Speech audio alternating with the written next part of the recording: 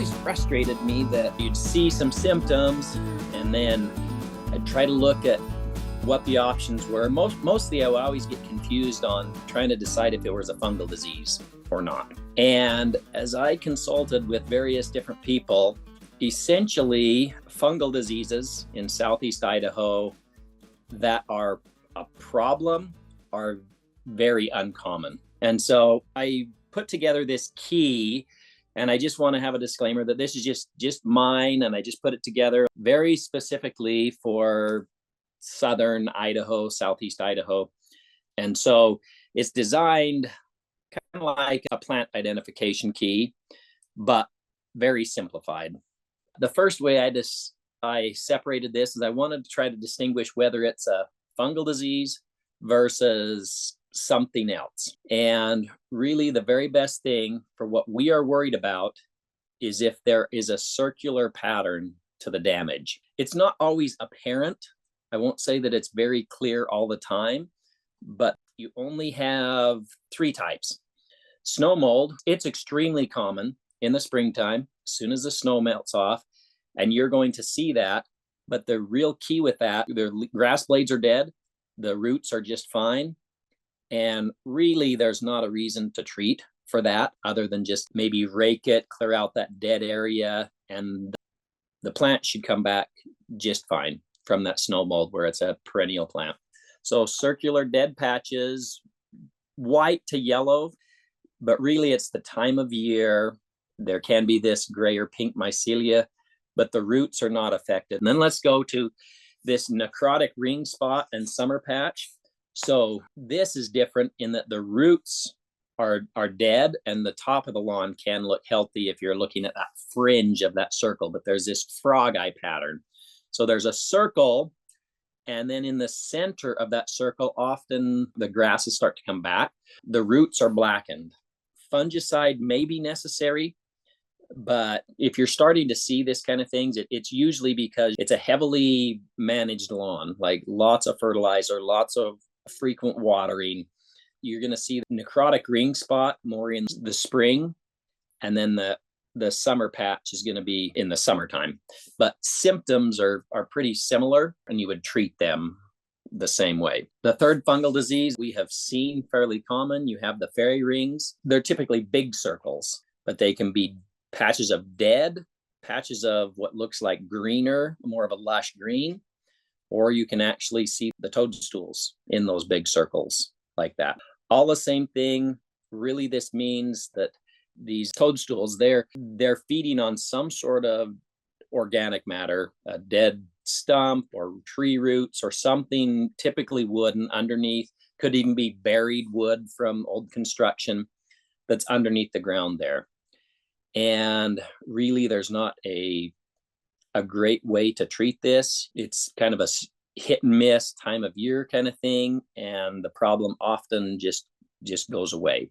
The only real way to solve this is, if you're really committed to wanting to get rid of it, is to dig down and get rid of whatever that is trying to grow off of. So those are the fungal ones. And then the pet spots, which those can be circular as well. Those are only going to show up in the summertime, and there's going to be some sort of they're just dead spots. They're usually more of a straw color around the yard. If you have a female dog, is the most common where this is a problem, just because of the way they pee. They put more in one spot, but it's just high concentrations of nutrients and salts from the pet that gets in there. And as long as you have your pet, could be problematic. Usually goes away with watering. You'll see them occasionally, but the grass is really able to recover fairly quickly. So is there a clear circular pattern? Yes. You could go through fungal or pet spots, or no, you can go to insects or other. But if we go to insects, oftentimes you'll see people go down and they feel the sod and see if it's loosely attached.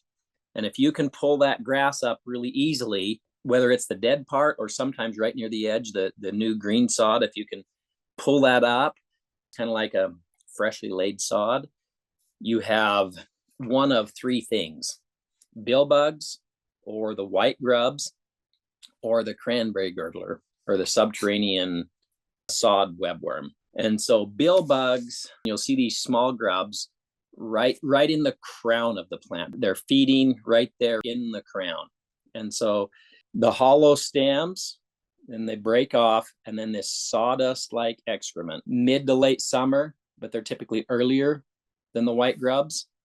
And the identification key, if you're seeing the excrement, then you dig around and you find these type of looking creatures. Your sod can handle quite a few. So the threshold, 10 larvae per square foot in the top 2 inches of the soil. So they can handle quite a bit if you're having this type of an infestation. The grubs are a little bit lower. They do feed on the crown, but they're more in the roots. And if you're pulling that up, very characteristic, you'll see these big white grubs. The white grubs, there's various different kinds of bugs that these come from, but they're all this function similar, and they have this white C in the top 2 inches of the soil. The threshold there is 5 larvae per square foot. And one of the keys with this is, depending on what insecticide you use, it may or may not require irrigation to get it down into the soil. So pay attention to the label on that. The third option, this cranberry girdler, subterranean sod webworm, they don't have the frass, and you're not going to see the white grubs, but you're still going to have that loosely attached sod, and you're going to see these small white moths flying around. But there's also a sod webworm that is much more common that is not going to feed on the roots. There's just this one specifically, this cranberry girdler. So you're going to see right here near the soil surface these little kind of a clear can be green moths, but they're feeding right there, once again, right in the crown. And you'll see those. And then if you walk across the lawn, you'll see these little moths flying. So that is if the sod will pull up very easily from the soil. Then you have one of those three. If the damage is only to the grass or the leaf blades and not the roots, then you have 2 options. You have the sod webworm or the chinch bug. There's 2 tests. One of the options is to pound this gallon can with both ends cut out, do this dish soap and water and dump it on and see what comes up. There's another one where you can take like a piece of paper, just white paper, and take some of the clumps of the grass out and bang it on this white piece of paper where you're seeing the damage kind of right at the edge of the brown and the green, and you'll see these little bugs crawling around. But they are only feeding on the grasses, and so you'll have kind of a more of a drought look to it. Keep an eye out on your lawn now that we're in the summer months. If you see any small moths flying around, these are not going to be butterflies. They're going to be smaller than a quarter. It's common to see white butterflies that are about the size of a quarter. We're not worried about those. What we are worried is about there may be a grayish, brownish color. They're the size of maybe a marble. These guys right here, see this thing flying around? If you start seeing a lot of these flying around the yard, this is called sod webworm. You don't necessarily need to worry about the moths causing damage, but they will lay eggs, and about 30 days later, these are going to hatch into worms. The worms will do damage. Now, it's easy to look at the lawn and think this is drought stress, especially because under this tree, you see the shade line is nice and green. The reason for this is sod webworm damage is slow, and typically in the spring months, the fall months, areas of shade, the grass is outgrowing the damage, but areas where you have some additional stress, it's not outgrowing the damage. So those little white moths, watch for that. Typically, you don't really need to worry about them. Usually your grass can come out of it. If it is drought stressed, you can see more damage. It exacerbates the drought stress. The threshold, there really isn't necessarily one specific thing, but other than just what's unacceptable to you. And then for insecticide recommendations, look at that Pacific Northwest insect. And then let's look at chinch bugs. Okay, very similar type looking damage to sod webworms, but you're going to have to be looking for these little bugs. It's the paper test. We've got a clipboard with a piece of paper here. I'm going to locate an area kind of on the border of some of the browned out turf and some of the green turf, because they're going to be coming out and feeding into the green turf. Sometimes you can actually just spread the grass apart and look down in there and find them running around. And sure enough, this is a bad infestation. There's one of them moving around. There's a couple of them moving around right there. They're fairly oftentimes quick. they move run real around fast and they're quick. hard to see. So I use this paper test.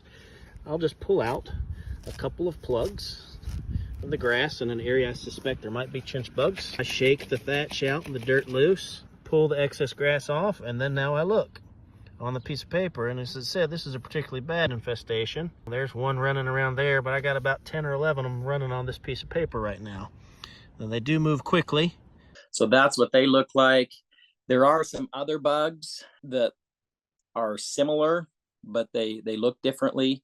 The big-eyed bug and the minute pirate bug.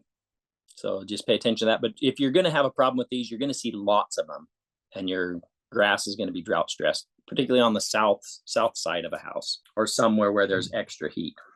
So if you're not seeing any of these insects, you're not seeing these clear circular patterns, then I'm saying you're probably going to be having some other issue.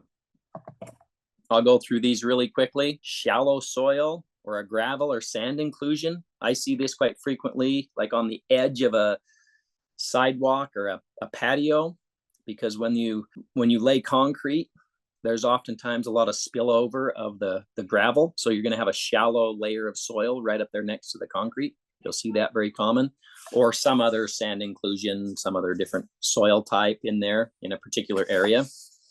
You may have irrigation issues. The stress-induced dormancy, powdery mildew. This is a fungal disease, but it's very different from any of those others. It just affects the leaves, and it's a very different time of year. Very easy to identify. Iron chlorosis or heavy compacted clay soils. So let's just go through those pictures real quick. I'd say these are much more common than any of the other diseases or insects that we try to blame it on. Sprinkler coverage, if you're seeing it around a sprinkler head that's green and elsewhere is brown, or next to somewhere that's a downspout getting extra water and it's green, but everywhere else, more than likely you're having some sort of a sprinkler issue. Here's the picture that like right here next to the sidewalk here, where it tends to dry out a lot easier. I mean, if you're seeing insects in there like those sod webworms or the chinch bug, then it's an insect issue. But oftentimes you're not seeing those, and it's just because this dries out quicker. If you have compacted soil, either from driving on it, or if you have a heavy clay soil, it's just more of a sparse failure to thrive. If you're seeing these algae growing on the surface, that's very indicative of it's just staying too wet and there's not enough air within the soil to have this grass thrive. Iron deficiency, if you're seeing a mottled light gray or light green look in the lawn, I see it very commonly in my lawn in the springtime, and then it tends to go away. If it could also be a nitrogen deficiency, but if you put nitrogen on it and nothing changes, then it's an iron deficiency, and you have to put an iron sulfate, something that has iron in there. Dormancy-induced stress. So oftentimes I have seen, sometimes there will be a different type of grass mixed in. All grass, when it's put in, oftentimes there will be certain areas that have a different type of grass. Like oftentimes you'll see a fine fescue in there mixed in with a Kentucky bluegrass or a turf type tall fescue. And it's not as drought tolerant. And so you'll see like a certain area that will just tend to die out and looks stressed, and you're looking for these other types of symptoms like insects or fungal issues, but you continue to water, the problem tends to go away. And that's because varieties of grass that are less drought tolerant will get stressed first before the rest of the lawn shows symptoms, and they go dormant. And so it kind of takes a while for them to come back. I think this is a very common one that people try to blame on something else, and they'll go out and they'll put a fungicide down, and then they say, and then the problem went away, or they put an insecticide down and then the problem went away. In reality, what happened is they just irrigated enough and there was enough time that went by, and it would have gotten better whether they put any sort of treatment there or not. So I didn't have a picture of the powdery mildew. It's just very common in shaded areas and the thinning of the sod. There's a white dust that gets on the leaf blades. And if you're having that problem, usually it's a Kentucky bluegrass that has more of a problem, and you're going to need to get like a fine fescue that's more resistant to that powdery mildew causing a problem, and just get that in there. Just seed it in and it'll slowly take over in that area where it's better adapted.